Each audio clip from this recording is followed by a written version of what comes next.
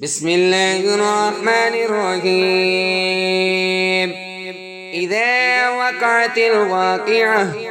ليس لوقعتها كاذبة خافضة رافعة. إذا رجت الأرض رجا وبست الجبال بسا فكانت هباء منبثا وكنتم أزواجا ثلاثة فأصحاب الميمنة ما أصحاب الميمنة وأصحاب المشأمة ما أصحاب المشأمة والسابقون السابقون أولئك المقربون في جنات النعيم سلة من الأولين وقليل من الآخرين على سرر موضونة متكئين عليها متقابلين يطوف عليهم بلدان مخلدون بأكواب وأباريق وكأس من معين لا يصدعون عنها ولا ينزفون وفاكهة مما يتخيرون ولحم طير مما يشتهون وحور عين كأمثال اللؤلؤ المكنون جزاء بما كانوا يعملون لا يسمعون فيها لغوا ولا تأثيما إلا قيلا سلاما سلاما وأصحاب اليمين ما أصحاب اليمين في صدر مخضود وطلح ممدود وظل ممدود وماء مسكوب وفاكهة كثيرة لا مقطوعة ولا ممنوعة وفرش مرفوعة إنا أنشأناهن إنشاء فجعلناهن أبكارا عربا أترابا لأصحاب اليمين صلة من الأولين وصلة من الآخرين وأصحاب الشمال ما أصحاب الشمال في سموم وحميم وظل من يحموم لا بارد ولا كريم إنهم كانوا قبل ذلك مترفين وكانوا يصرون على الحنث العظيم وكانوا يقولون أئذا متنا وكنا ترابا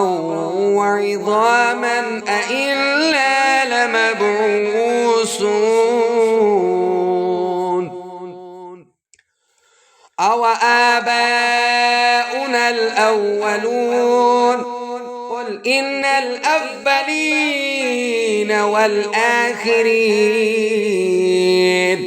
لمجموعون إلى ميقات يوم معلوم ثم إنكم أيها الضالون المكذبون لآكلون من شجر من زقوم فمالئون منها البطون فشاربون عليه من الحميم فشاربون شرب الهيم هذا نزلهم يوم الدين نحن خلقناكم فلولا تصدقون أفرأيتم ما تمنون أأنتم تخلقونه أم نحن الخالقون نحن قدرنا بينكم الموت وما نحن بمسبوقين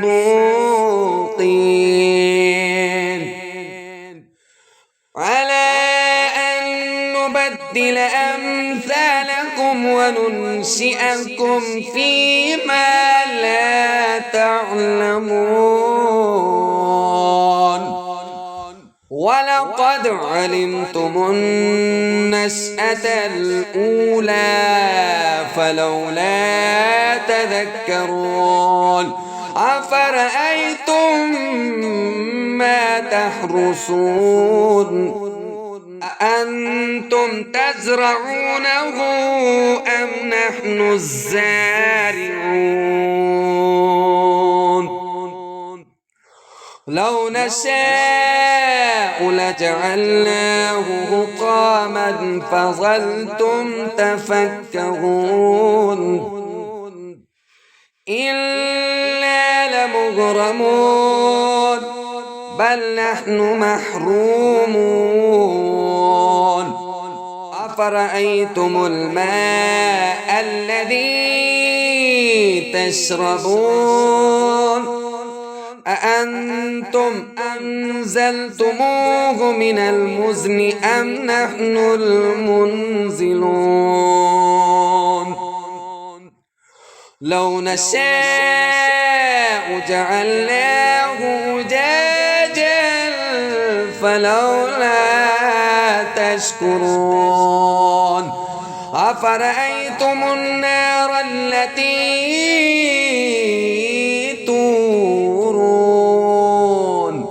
أأنتم أنشأتم شجرتها أم نحن المنشئون نحن جعلناها تذكرة ومتاعا للمقوين فسبح باسم ربك العظيم فلا أقسم بمواقع النجوم وإنه لقسم لو تعلمون عظيم إنه لقرآن كريم في كتاب مكنون لا يمسه إلا المطهرون تنزيل من رب العالمين